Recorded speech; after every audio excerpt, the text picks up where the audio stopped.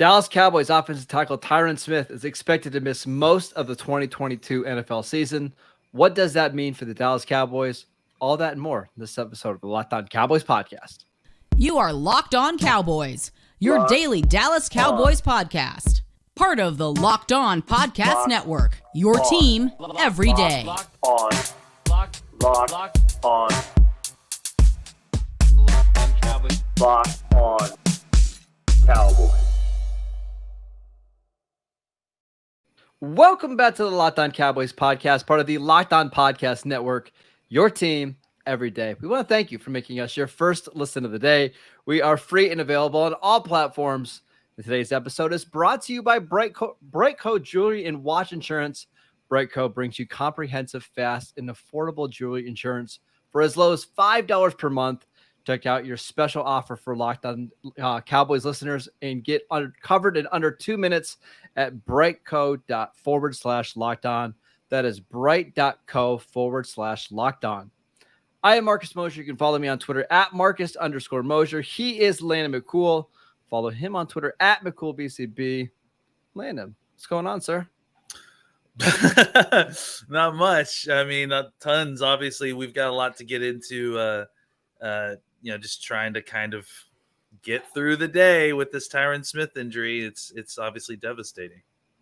Yeah, and there's a lot of different angles that we're gonna cover here. But let's first start with the news. And just in case you haven't heard, Tyron Smith was hurt in the team's Wednesday practice.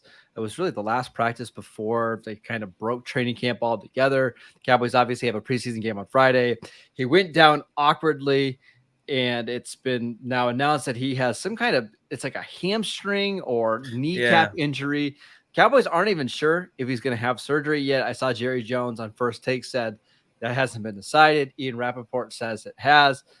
Regardless, sounds like he's going to miss most of, if not the entire 2022 season. Just an absolutely brutal injury for Smith and the Cowboys. Yeah, I mean, there's just no way around it. Obviously, at a spot where they had, not a lot of depth already, we were already trying to figure out exactly what the depth plan was. And I think, there are lots of people out there rightfully upset with the front office that they didn't get this situation resolved earlier. But I have to say, this is worst case scenario for the timing of this. I think that, you could make the argument that the Cowboys had a plan for if Tyron Smith got into the season and missed a game or two, but to be injured for multiple months before the season even starts, obviously really, really screws up, the multiple backup plans and plans they had in place. I mean, look, I think there's obviously a lot to be said about the idea that the Cowboys, people say haven't done very much. I mean, they drafted 3 offensive tackles if you count Tyler Smith in the last 2 years. And if this injury had happened 2 months from now, 3 months from now, the Cowboys would probably be in a much better spot to handle this. But unfortunately, since it happened where it is, the Cowboys are looking down a black hole of options at left tackle, which are not great. We'll go over them. But it's just an incredibly unfortunate situation for the Cowboys, for Tyron Smith, obviously. Well, it's one of those things where the timing almost could be worse, right? If this happens in June, right, during minicamp, okay, now you have the whole summer, you have training camp to get ready, and you can start bringing in options. But if it happens week 7, okay, now maybe at that point you kind of see what Tyler Smith is doing. You see what the available guys are out there, and you're just trying to get somebody to get you through the rest of the season. Happening now, a day before your last preseason game, throws a monkey wrench in this whole thing. Like almost everything you practiced on the left side of the offensive line this year, gotta kind of throw it away. You're just starting over with 2 weeks before week 1. Yeah, I mean, because I think you can, look, you can be upset with the overall plan, and obviously hindsight's 2020 with the La'el Collins situation, but it's it's really just an incredibly unfortunate situation, and it leaves the Cowboys in kind of the middle of the road sort of solution. Like, where do you kind of go from here? I think, and we'll get into all the different things that we could do, but the problem is that there's not like a perfect fit, and it's not as simple as, oh well, this No, is there's where not we going to be a go. perfect answer. It's just what's Yeah. the least bad option, right? Yeah, to be honest. I want to get to those options, but before that, so the Cowboys had a practice on Tuesday before, and Michael Parsons had an incredible spin move on Tyron Smith that everybody went wild about. I was actually DMing with another Cowboys writer. I don't even need to say who it was, but I said it looks like Tyron Smith has no flexibility left in his lower body. Like he's just struggling to bend anymore. He thought the same thing. And then we saw a tweet from Jane Slater this morning where it sounded like the Cowboys were already concerned about that. They said he had a chronic ankle injury that he re-injured in camp, that they were already worried about some of the lower body flexibility. So maybe we shouldn't be surprised that something like this happened. I gotta say, like that video that is kind of circulating around about with his injury, it was not a great video because of the angle, unfortunately. But to me, I thought that when I first saw it, I thought it was his ankle, because if you watch the video, his ankle kind of goes underneath his leg, right? Yeah. And I think that ultimately what happened is that, you know, as someone who actually, I have a bad ankle that I got from football in high school. And what happens to me, and I don't know, this is something similar to him, is that, you know, because it's weaker, it'll turn underneath you a lot easier. Like there'll be times when I'm walking and it just kind of I fold, you know, because my ankle just doesn't land right. I'm wondering if that's what happened to him. And then like the stretching of his leg, you know, kind of in that whole process is what made him kind of do a weird turn of his leg, and that obviously kind of was what ripped off the hamstring. I mean, I'm not a doctor, but look, I will tell you that they will tell you that a lot of those lower body stuff, you know, can kind of be chained to each other, and when you're overcompensating and that sort of thing, that's when injury happens. So it's terrible. I mean, it's maybe this was something that was kind of developing as Tyron was trying to work through some stuff. But I mean, his body has gone through so much on top of all the surgeries and everything that he's had. I mean, he's been an NFL player for over a decade now, right? Like that in itself is going to wear your body down. So it's devastating. Part of me wonders if he'll ever play again, just because of how serious this knee injury is. Jerry Jones seems to be optimistic that he will. We'll see. I do want to tell you a quick story about how I found out about all this news, starting from last night. But before we do that, I want to tell you about Britco. I've had a friend who this is getting into the ad, but who was proposing to his then girlfriend at the time at the top of a Ferris wheel, dropped the ring, went all the way down the Ferris wheel, couldn't find it, and he ended up losing all that money. But if he would have been partnered with somebody like Britco, he would have been okay. You don't want to be that guy, and you certainly don't want to be the guy that's splattered all over the internet. The guys at Britco Jewelry Insurance will make sure that you get a replacement for a full value of that ring, no matter if it's lost, stolen, or you just can't figure out what happened to it. Go to bright.co, again, /locked on. It's the fastest and easiest way to cover your butt with the best jewelry insurance in the business. These guys at Brightco are absolute geniuses. They made insurance buying for your engagement ring, watch, whatever. It's just so easy. It's only 2 minutes on the phone to get the absolute best deal. Bright.co /locked on. We all hate insurance. These guys at Brightco have turned the whole experience around, and it's probably the easiest thing you could do for yourself. No excuses. $5 a month. 2 minutes on the phone. Check it out. Bright.co /locked on. All right. So quick story before we talk about the options. Yeah, let's hear it. I was at the circus last night with my wife and my daughter. And as the whole thing's wrapping up, I get a message on my phone to watch this video of Tyron getting hurt. My daughter's having fun. We're walking out of the circus, and I'm like doom scrolling on Twitter. She puts the little red nose on me. I have the sad clown look the entire time I'm doing the podcast. So I got tears coming down my eyes. I got the red nose on. Yeah.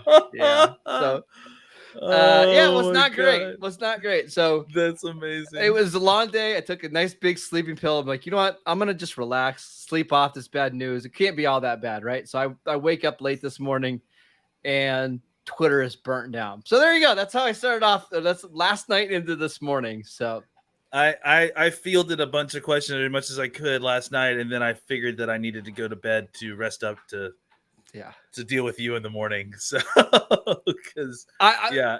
So I've got thoughts in this whole what should the Cowboys do thing, and I'm still trying to process it. So I'm going to talk through it, and you tell me where you're at. Okay. All right. Yeah. Let's hear it. Everything that we've been saying all offseason is it feels like the Cowboys are looking at 2023 as their window in their year, right?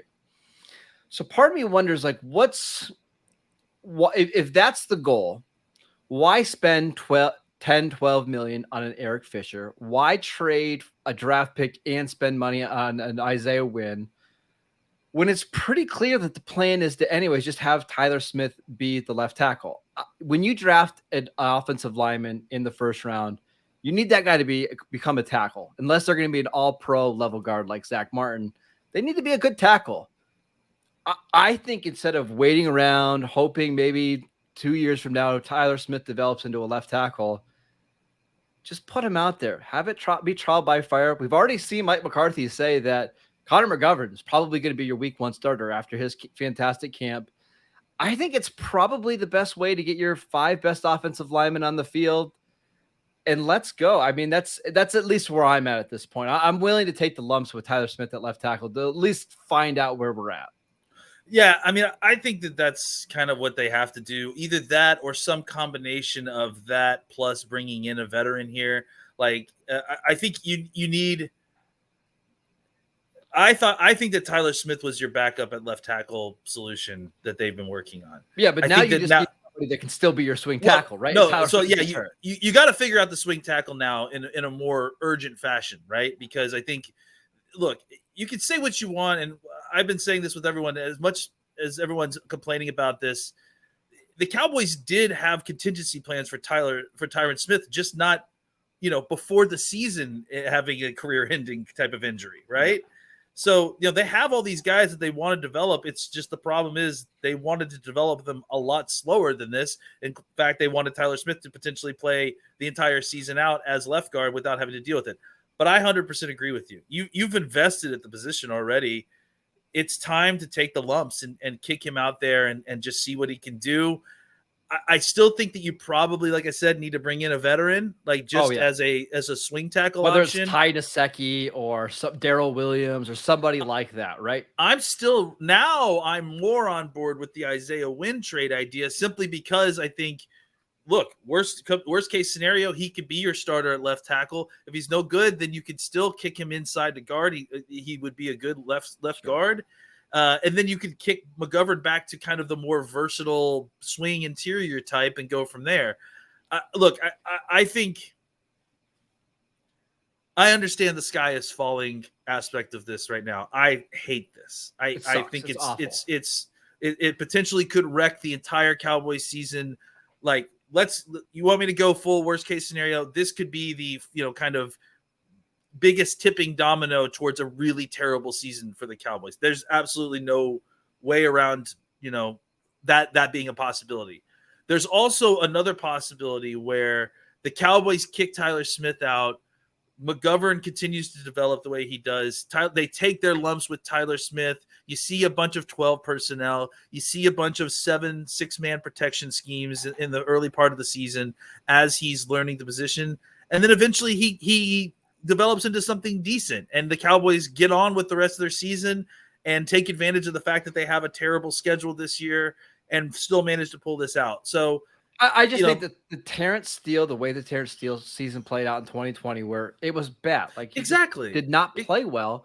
However, it ultimately ended up being a good thing because in 2021, when you did need him, he already had 1,000 snaps under his belt.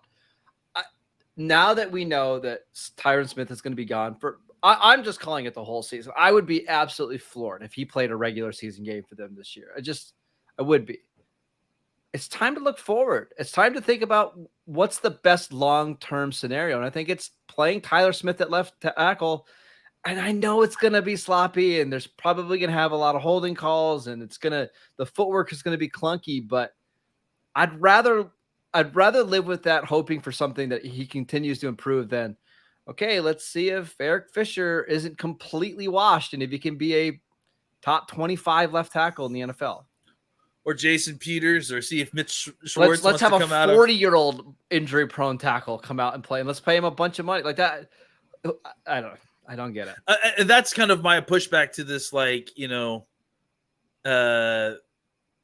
didn't the Cowboys do more beforehand? It's like, what would you have had them do? Because none of these options are good. All these options include paying a lot of money or giving up assets to get another person on this team who may just be as bad or just as injured as anybody else that's on this team. And so that's why I do think that you need a vet, because you need somebody to kind of compete for that swing tackle position. But I think as far as getting the most talented folks on the field, short of a trade for somebody, your best bet most likely is to kick out your young tackle and see if he's, ready to do that. And look, I will point out that he played obviously 23 games of left tackle in college. He's playing on the left side at guard, so a lot of the run footwork is exactly the same at tackle as it is at guard. He did work a little bit at in practice, not during camp, but during off-season stuff, mini camps, rookie camp, that kind of stuff. So he has familiarity. It's not like a huge jump back, and a lot of the techniques he's learned in the offseason he will still have to use at left tackle when he gets out there. It's a terrible solution. It's not best ideal, but we're past looking for ideal solutions in this situation. So I think that's the solution that actually provides at least some upside, right? Because at the very least, you start to go through the situation where he's taking his lumps, he's learning, he's developing. Maybe by mid-season, you've got something at left tackle. I mean, that's not necessarily a guarantee by any stretch of the imagination, but I think that I would rather go with the younger situation that will continue to get better as the season goes on than a older offensive tackle who would deteriorate as the season goes on. Yes, I because you're hoping at that point, you're hoping for improvement, right? And the belief is that, hey, the more he plays, maybe the better he gets. At least that's gives you somewhat hope. I don't get the Eric Fisher thing or the Jason Peters too, especially anymore. Like, those guys aren't going to be able to last anyways. Like, the reason they're available is because they get hurt all the time, right? Like, Eric Fisher is a free agent because he popped his Achilles a year and a half ago, and he did not play well when he returned. So, yeah, I mean, I like I said, I don't think there wasn't a good solution yesterday before this injury happened. No. There's not a good solution now. The only difference is that you're more desperate now. Yeah. So you are willing to kind of open up the book. But again, that doesn't mean the solutions are better. That just means that you're willing to take more risk to try to solve the problem, which means that you could actually dig yourself into a bigger hole by signing a 40-year-old left tackle who turns around and gets injured in week one. It's like, I did see this potential solution. Somebody asked him, actually it wasn't somebody, it was John McClain from the Houston Chronicle suggested, what about Larry Tunsil for a first-round pick? Here's Tunsil's cap numbers. Okay. His actually base salary this year is $1 million. So that's all that the Cowboys would have to pay this year. The next year's $18.5 million.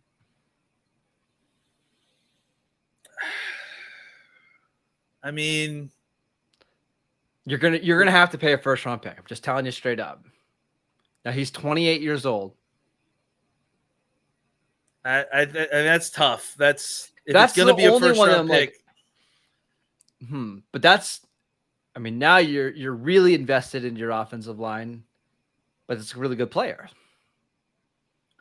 Yeah, I mean, the part that really kind of makes that rough is that now you're really talking about truly making Tyler Smith a full-time guard. Like, probably. Yeah, I mean, it's a talent upgrade. It at least puts you on par with what you had previous to Tyron getting injured. Yeah, I mean, it's a heavy price to pay, to be sure, but I don't know. I think it's something to kick around. Maybe you can I convince think them you. for tutus. I think you do that trade if we are in week 6 and it's just clear that Tyler Smith is too big of a problem at left tackle to even compete in games. Kind of like where the Cowboys were at with the wide receiver situation 2018, where it's, hey, the rest of the roster is good, but the wide receivers are so bad that it's actively hurting us from winning games. Like that's when you probably entertain the Tunsil idea, at least to me. Yeah, I think, it's a lot to ask. It solves the problem, but it's a lot to ask. It's a lot to ask. Yeah. All right, we're going to continue to talk about this whole offensive tackle, left tackle situation for the Cowboys. But before we do that, I want to tell you about LinkedIn. As you gear up for fall, you need the right people on your team to help your small business fire on all cylinders. LinkedIn Jobs is here to make it easier to find the people you want to talk to faster and for free. Create a free job post in minutes on LinkedIn Jobs to reach your network and beyond to the world's largest professional network of over 810 million people. Then add your job in the purple hiring frame to your LinkedIn profile to spread the word that you're hiring so your network can help you find the right people to hire. Simple tools like screening questions make it easy to focus on candidates with just the right skills and experience so you can quickly prioritize who you'd like to interview and hire.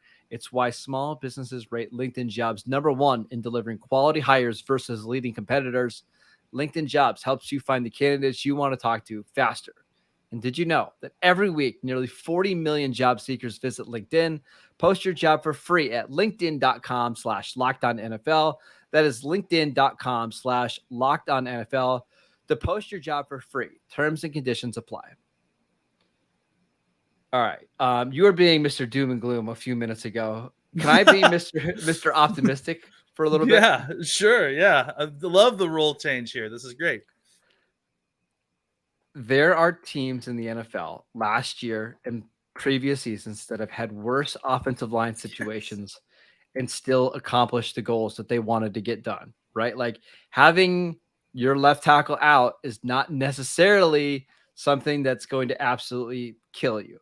We saw last year in the NFC Championship game, the Rams were starting Joseph Noteboom, Rob Havenstein, who's a good player. We saw the Bengals were starting, it was Isaiah Prince at right tackle. They lost their right tackle, Riley Reef, early on in the season. We've even seen the Cowboys, like last year, without Tyron Smith, win a lot of games. Now, you have to have the rest of your team overcome it. But I do feel with Kellen Moore and Mike McCarthy, they are far better and more willing to adapt their offensive game plan because of offensive line play than the previous coaching staff. At this point, Landon, Tyron Smith's played 13 games over the last 2 years. Like Kellen Moore is pretty used to him not being available at left tackle. I would think this would be the best prepared they would be to not have Tyron on the field. So I'm not completely ruling them out. Plus, on top of that, the betting markets, which are pretty predictive, have not moved an inch since the Tyron news. Cowboys are still the favorites to win the NFC. Their win total actually in the last week or so has gone up from 9.5 to 10. The betting markets don't believe that this injury changes all that much for the Cowboys. I don't think it does. I think it's going to have a major effect in how the Cowboys play. I don't know if it's going to have a major effect in the outcome of the season. I know what I just previously said that this could be the thing that, could leaves a lot of room for error there. But the other way out of this is not necessarily, look, we talked about how there's 2 types of tackles in the league, right? There's the kind of tackle that you can put on an island and can do their own thing without help. And there's the time you can't. Yep. Right. What this means is that no matter who you put out there, you're going to be providing them help. Right. Yep. There's just not going to be the same number of 5-man protection schemes in passing. So it means you're going to have one guy less out en route.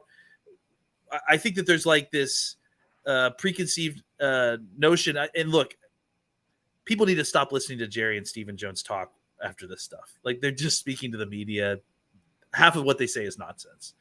I think but one thing that they did say was that this is going to require more of the onus be put on the offense. Everyone kind of rushed to say that was Dak. I don't think it is just Dak.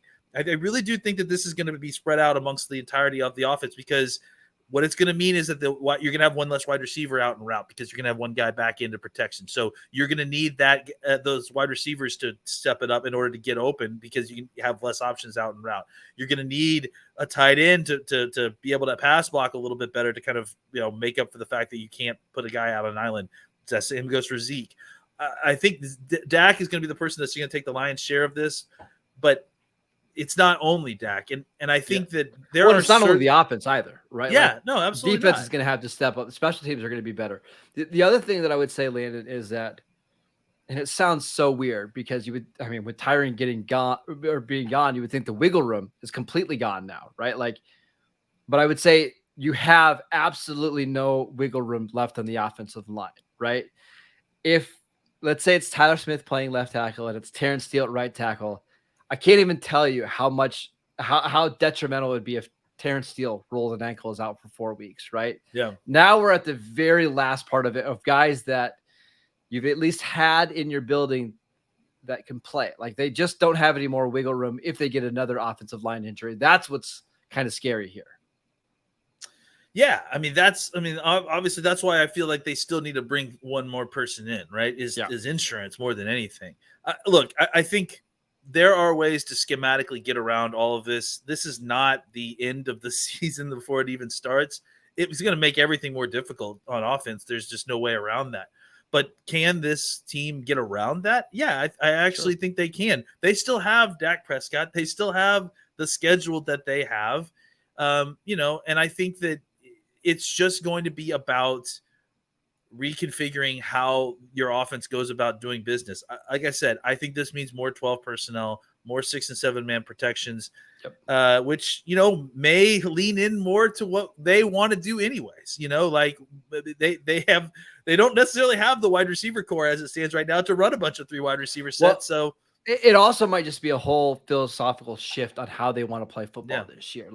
Could be. Last year, it was all about getting ahead as quick as possible and letting the defense tee off, right? I kind of wonder now they're going to be going back to a little bit more of let's grind out some of these games. And that doesn't necessarily mean running the ball a lot, but just playing at a much slower pace than what we're used to seeing, right?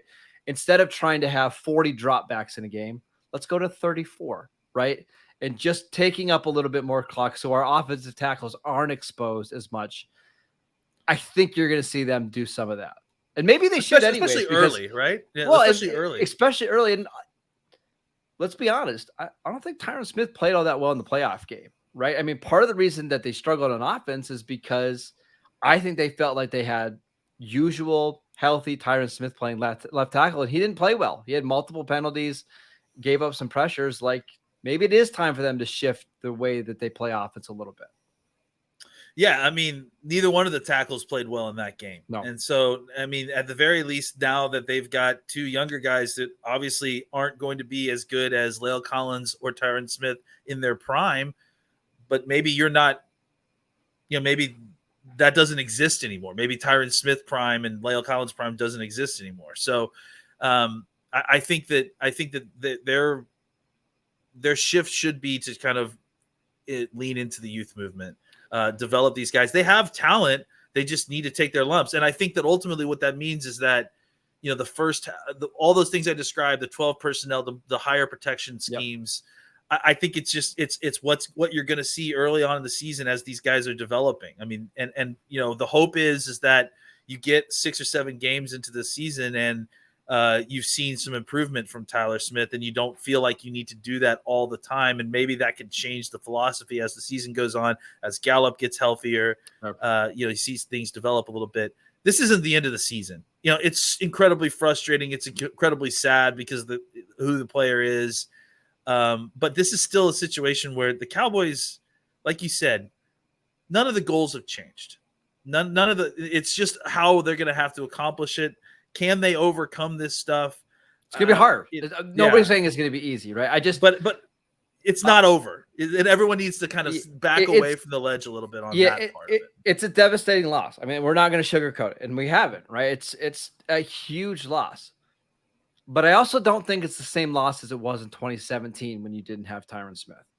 For a couple of reasons. Number one, actually for 3 reasons. Number one, Jason Garrett's not your head coach, right? Kellen Moore and Mike McCarthy are just better at hiding tackles than Jason Garrett. It's just the truth. Number two, Tyron Smith is not the same player as he was in 2017. Losing Tyron Smith in 2017 is a whole lot different than losing him in 2022, right? I mean, as good as he was last year, he's just not the same player. And number three, your quarterback's better, right? I think Dak is a whole lot more mature than he was in 2017. He's got a better feel of when to get rid of the ball.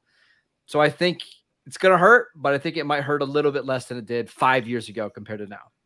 I think fans in general don't have the resilience that these football teams do, which is understandable. Our job is to sit here and watch this and get upset about it or be excited about it and react, right? But they're not going to just fold up and give up.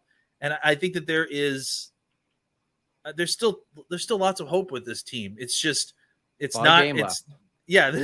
all the games are left, guys. Oh, yeah, all the games are left. And that's the other thing too to remember is that, and it kind of goes back to, and this last thing I'll say, it kind of goes back to what we talked about yesterday. If the games were being played right now, that phrase, if the games are being played right now, is the worst phrase for any kind of off-season discourse, because none of the games are being played right now. And as much as we're upset about what's going on right now, they still have 2 weeks to try to correct course. We still don't even know what the plan is moving forward. So at the very least, we should wait and see what the plan is, see how it works out. Every single year we get to this point, and every single year we tell you that we don't know what's going to happen. The NFL is just insanity. And as much as you can't predict what's going to happen, maybe we can't predict the positive things that could happen as well to this team moving forward. We've been through this thing for several years now, not necessarily Tyron, but a lot of times with Tyron, where, hey, after week 1, DeMarcus Lawrence breaks his foot after they lose to Tampa Bay, and Michael Gallup's out 6 weeks or 7 weeks or 8 weeks with a calf injury, and Lyle Collins gets suspended in the same week. Remember, I mean, we went through all this between weeks 1 and week 2 last year, and the Cowboys still won a lot of games. It's not going to be easy, but it can be done. So we'll see what they have in store for the next couple of weeks. We got a preseason game to preview tomorrow, believe it or not, which seems like trivial at this point. Yeah, it really, really does. Especially after we were knocking on wood that the Cowboys were the healthiest we've seen them coming out of training camp yesterday. I guess you can blame. I mean, I clearly told the gods in the sky that I was knocking on wood. Everybody heard it, right? The old gods in the new. Yep. I know. All right. Thanks again for making Locked On Cowboys your first listen of the day. Hopefully we didn't depress you too much. I don't feel too bad. It's Fantasy Draft Week on Locked On Podcast Network, so make sure you go follow the Locked On Fantasy Football Podcast and listen to Vinny Iyer, the fantasy expert over there, who brings over 20 years of NFL expertise and a unique angle to give you the moves no one else has. Get ready for your fantasy draft with Locked On Fantasy Football. You can follow Landon on Twitter at McCoolBCB. Follow the show at Locked On Cowboys. And I'm at Marcus _Mosher. See you guys next time.